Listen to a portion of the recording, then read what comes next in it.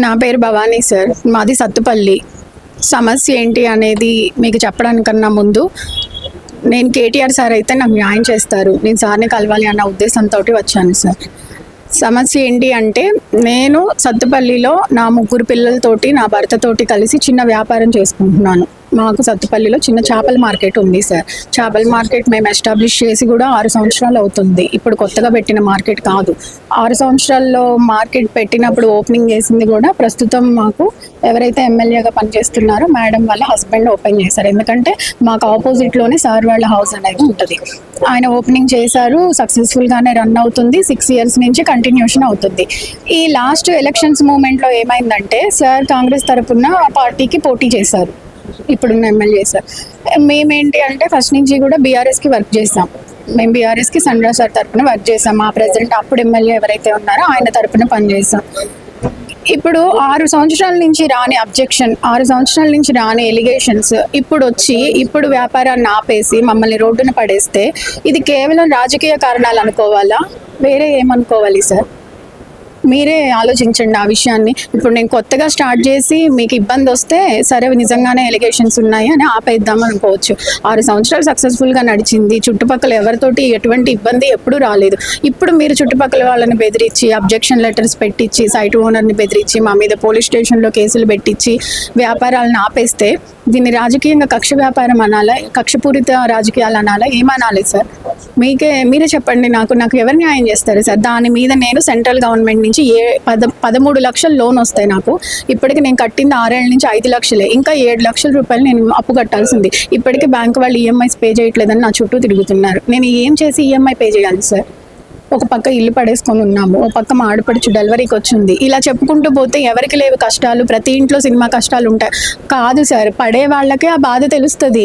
ఇవాళ రోజున దానికి పెట్టిన ఇన్వెస్ట్మెంట్ తోటి కానీ, ఆ బ్యాంకు లోన్తో కానీ నేను 25 లక్షలు నష్టపోయాను. 25 లక్షలు ఎవరిస్తారు సార్? ఇది ఎందుకు సార్? ఇప్పుడు మీరున్నారు, ఓటు హక్కు మీ ఇష్టమా కాదా సార్? ఇప్పుడు మీరు అందరూ ప్రచారం చేసేది కూడా అదే కదండి మీడియా నుంచి. మీకు ఎవరు మంచి చేస్తారు, మీకు ఎవరు బాగా చేస్తారు అనుకుంటే వాళ్ళని ఓటేయండి, ప్రభుత్వాన్ని దేశాన్ని ముందుకు తీసుకుపోయే వాళ్ళకే మీరు ఓటేయండి అని చెప్తున్నారు కదా. మీ అభిప్రాయం మీకున్నట్టే నా అభిప్రాయం నాకుంటుంది కదా సార్. నేను ఎవరికి పనిచేస్తా అనేది నా స్వంత విషయం కదా సార్. ఇప్పుడు రాజకీయానికోను పర్సనల్ జీవితానికి ఎలా సంబంధం ఉంటుంది సార్? ఇప్పుడు నా పొట్ట కొట్టారు, ఇప్పుడు చేపల మార్కెట్ ఆపేసి 6 నెలలు అవుతుంది సార్. 6 నెలల నుంచి నేను ఎలా బతకాలి సార్? ఈ ఎమ్మెల్యే గారు ఇలా చేస్తున్నారు, మీ జిల్లా మంత్రులైన బొంగులేటి కానీ, బట్టి విక్రమార్క కానీ, తుమ్మల నాగేశ్వరరావు దృష్టికి తీసుకెళ్లారా? నేనైతే ప్రస్తుతానికి అసలు ఇది డైరెక్ట్గా ఎమ్మెల్యే గారే చేశారని కూడా నేను చెప్పట్లేదు. అది మీకే వదిలేస్తున్నా ఎవరు చేశారనేది. నేనేం చెప్పట్లేదు. నా నోటితోటి నేను ఇది పలానా ఎమ్మెల్యే మేడమే చేశారు, లేదా ఇది పలానా ఎమ్మెల్యే సార్ దగ్గరుండి చేపించారని నేను చెప్పట్లా. 6 ఏళ్ల నుంచి వాసన లేనప్పుడు, 6 ఏళ్ల నుంచి ఎలిగేషన్ లేనప్పుడు, 6 ఏళ్ల క్రితం ఆ షాప్ని ప్రస్తుతం ఉన్న ఎమ్మెల్యే సారే ఓపెనింగ్ చేసినప్పుడు ఇప్పుడు ఎందుకు అబ్జెక్షన్స్ వచ్చినాయి? ఎప్పుడు లేనిది ఇప్పుడు ఎందుకు ఎలిగేషన్స్ వచ్చినాయి? ఇప్పుడు ఎందుకు మమ్మల్ని రోడ్డును పడేశారు? అదే సైట్ ఓనర్కి చుట్టుపక్కల నైబర్స్ 6 ఏళ్ల నుంచి కంప్లైంట్లు ఇవ్వనప్పుడు ఇప్పుడు ఎందుకు ఇచ్చారు కంప్లైంట్లు? దాని వెనక ఎవరున్నారనేది దయచేసి మీడియా వాళ్ళే ఎంక్వైరీ చేసి మాకు కూడా న్యాయం చేయాలి. ఈ విషయాన్ని నేను ప్రస్తుతానికైతే మినిస్టర్స్ వరకు ఎవరి దగ్గరికి తీసుకెళ్ళలేదు. పొంగులేటి సార్ని కలవాలనుకున్నాను, అలా కూడా మమ్మల్ని అడ్డుపడ్డారు. తుమ్మల సార్ని కలవాలనుకున్నాం, అలా కూడా అడ్డుపడ్డారు. బట్టి సార్ని అయితే మాకు కొంచెం ఆయన దూరం ఉంటారు కాబట్టి మేము ఆయన్ని కలవాలనుకోలేదు, టచ్లో ఉండరు. పొంగులేటి సార్ని కానీ తుమ్మల సార్ని కానీ కలవాలనుకున్నా లేదు. ఇప్పుడు ఎక్కడికి వెళ్ళినా మేమేం కలవాలి సార్ చెప్పండి? ఇప్పుడు వెళ్తాము, పొంగులేటి సార్నే కలుస్తాం, లేదా తుమ్మల సార్నే కలుస్తాం. సార్ మా వ్యాపారం ఇట్లా ఆపేశారు సార్, ఇన్ని రోజుల నుంచి లేని అబ్జెక్షన్ ఇప్పుడు వచ్చింది, ఇలా తీసేశారు, మేము రోడ్డును పడ్డామంటాం. వాళ్ళు ఏమడుగుతారు? ఎందుకమ్మా అని అడుగుతారు. అప్పుడు నేను బీఆర్ఎస్కి పనిచేస్తా అంటే ఇప్పుడు వాళ్ళు కూడా కాంగ్రెసే కదా సార్. వాళ్ళు నాకు ఎట్లా సపోర్ట్ చేస్తారు సార్? వాళ్ళు నాకేం సపోర్ట్ చేస్తారు? ఒకవేళ చేసినా కూడా లోకల్ ఎమ్మెల్యేని దాటి వాళ్ళు ఏం చేయలేరు కదా సార్. ఆయన ఏమంటారంటే ఇది లోకల్ నాది, నా హయాం, నేను చూసుకుంటాం, మీరేంటి సార్ చెప్పేది? వాళ్ళు ఏం చేశారు ఏంటి అనేది ఆయన మాట్లాడుకుంటారు కదా. నేను వాళ్ళని కాంటాక్ట్ అవ్వడానికి కూడా లేదు కదా సార్. మాజీ మంత్రి అయిన పువ్వాడ అజయ్ కుమార్ గారు దృష్టికైనా తీసుకెళ్లారా? లేదు సార్, మేము ఎక్కడికి వెళ్ళాలన్నా మమ్మల్ని బాగా భయభ్రాంతులకి గురి చేశారు సార్. ఇప్పటికి కూడా ఊర్లో ఎక్కడికైనా వెళ్ళాలన్నా, ఏదైనా మాట్లాడాలన్నా కూడా మా గురించి బాగా నెగిటివిటీ, లేదంటే ఎక్కడికైనా వెళ్ళినా కూడా మాకు ఎక్కడ న్యాయం జరగకపోవడం, ఎక్కడికి వెళ్ళినా ఎవరు పట్టించుకోకపోవడం జరిగింది. నాకున్న చివరి ఆశగా, అంటే నేను ఆశ కాదు, నాకు ఎలాగో నష్టపోయాను నేను, కానీ నాకు లాగా మళ్ళీ ఏ కార్యకర్తకి జరగకూడదు. నేను ధైర్యం చేసి తిరగబట్టి వాళ్ళు నేను రోడ్డును పడ్డాను. రేపటి రోజున ఇంకొకరు తిరుగుతారు ధైర్యం చేసి నా పార్టీ తరపున పని చేయడానికి, వాళ్ళని కూడా ఇలాగే చేస్తారా? ఇంటింటికి ఒక్కొక్కరికి ఒక్కొక్క ఇష్టం ఉంటుంది సార్. రేపు మున్సిపల్ ఎలక్షన్లు వస్తున్నాయి, మళ్ళీ ధైర్యం చేసి ఏ కార్యకర్త అయినా తనకు నచ్చిన వైపు పని చేయాలి, నచ్చిన వైపు తిరగాలి అనుకుంటే ఇలాగే రోడ్డున పడతారా? మరి మాలాంటి వాళ్ళకి మా నాయకుడు ఏం చెప్తాడు? మా నాయకుడిని కూడా మేము ఏంటి మా పరిస్థితి ఇది, మేము ఇలా రోడ్డున పడ్డాము, దీనికి మాకేంటి, రేపటి రోజున మీరు మమ్మల్ని ఎలా ఆదుకుంటారు? ఎందుకంటే మేము పార్టీని నమ్ముకొని పనిచేస్తున్నాం సార్. వ్యక్తులు వస్తుంటారు పోతుంటారు, పార్టీ ఎక్కడికి పోదు. ఇప్పుడు ప్రజలు మర్చిపోయారన్న ఒక విధంగా చెప్పాలంటే 10 ఏళ్ల క్రితం తెలంగాణ ఎట్లా ఉందో ఇప్పుడు తెలంగాణ ఎట్లా ఉందో ప్రజలు మర్చిపోయారు. అవునా కాదా?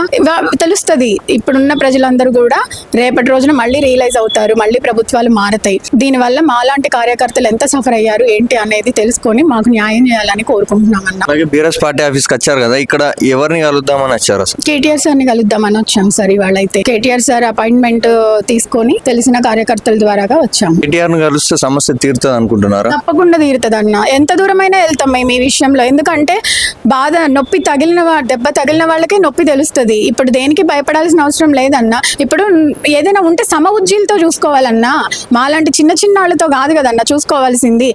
ఏ రాజకీయ నాయకులు వచ్చినా ఎవరు వచ్చినా ప్రజలకు మంచి చేయాలన్న ఉద్దేశంతోనే రాజకీయాల్లోకి వస్తారు. నేనేమంటున్నానంటే మీరు గెలిచారు, మీరు ఓడిపోలేదు కదన్నా, మీరు గెలిచారు. గెలిచిన తర్వాత మాలాంటి వాళ్ళతో ఎందుకన్నా, మాలాంటి వాళ్ళు పొట్టగొడితే ఏమొస్తుంది అన్నా? సరే మీ ప్రమేయం ఏమీ లేదు ఇందులో, అసలు మీరు ఎటువంటి ఇన్వాల్వ్మెంట్ లేదు, అనుకోకుండానే చుట్టుపక్కల వాళ్ళ ద్వారాగా ఇలా జరిగింది. మిమ్మల్ని కలవడానికి మేము ఎన్నోసార్లు ప్రయత్నించినాం. అధికారంలో ఉన్న మీరైనా సరే మేము ఎన్నోసార్లు కలవడానికి ప్రయత్నించినాం. ఎంతో మంది ద్వారా రికమెండేషన్ అడిగించినాం. నువ్వు మమ్మల్ని కలుపుకుంటూ పోవాలి కదన్నా, కలుపుకుంటూ పోవాలి కదా. ఒకప్పుడు నీకు మేము ఎంతో కొంత చేసి నీ వైపు తిరిగిన వాళ్ళమే కదన్నా. ఇప్పుడు మా ఎమ్మెల్యే అంటే ఆయన ఎక్కడి నుంచో రాలే, మాలో తిరిగిన మనిషే, మాతో తిరిగిన మనిషే. ఇప్పుడు వాళ్ళ అధికారంలోకి వచ్చారు. వచ్చిన తర్వాత నేను నష్టపోయిన తర్వాత అన్న నా పరిస్థితి ఇది, నాకేమన్నా న్యాయం చేస్తారా అన్నట్టు కలవడానికి వెళ్తే కూడా కలవడానికి ఇష్టపడలేదన్నా. సరే పార్టీలు ఏమైనా కావచ్చు, బతుకు తెరువు ఇంపార్టెంట్ కదన్నా. ఒక ఆడదానిగా లేదా నా భర్త ఒక కుటుంబ పెద్దగా మా కుటుంబం ఇంపార్టెంట్. కుటుంబం తర్వాతే మేము ఎక్కడ పనిచేస్తాం ఏంటనేది మేము చూస్తాం.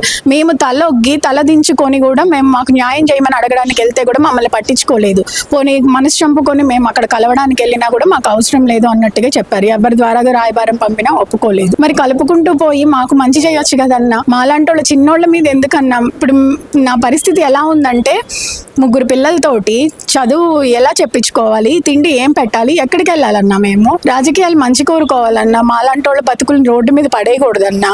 ఇది నా ఒక్కదాని బాధ కాదు. ప్రతి గల్లీలో ఉంటారన్నా. ప్రతి ఒక్కరికి ఒక అభిమానం ఉంటుంది. వాళ్ళు ఎటు పని చేస్తారు అనేది పక్కన పెడితే వాళ్ళ కుటుంబాలు ఎంత సఫర్ అవుతున్నాయి అన్న. దీని గురించి చెప్పు. ఎవరైనా మంచి కోసం పని చేయాలన్నా, మంచి కోరుకోవాలి. మమ్మల్ని రోడ్డును పడేసి మమ్మల్ని ఇంత ఇబ్బంది పాలు చేసి ఇది కరెక్ట్ కాదు. అసలు దీని వెనక ఏముంది ఏంటి? 6 సంవత్సరాల నుంచి లేని వ్యాపారం ఇవాళ ఎందుకు ఆగిపోయింది? 6 సంవత్సరాల క్రితం మున్సిపల్ వాళ్ళు ఇచ్చిన లైసెన్స్ కి ఇప్పుడు ఎందుకు అబ్జెక్షన్ వచ్చింది అనేది ప్రజలే అడిగి మాకు న్యాయం చేయాలన్నా.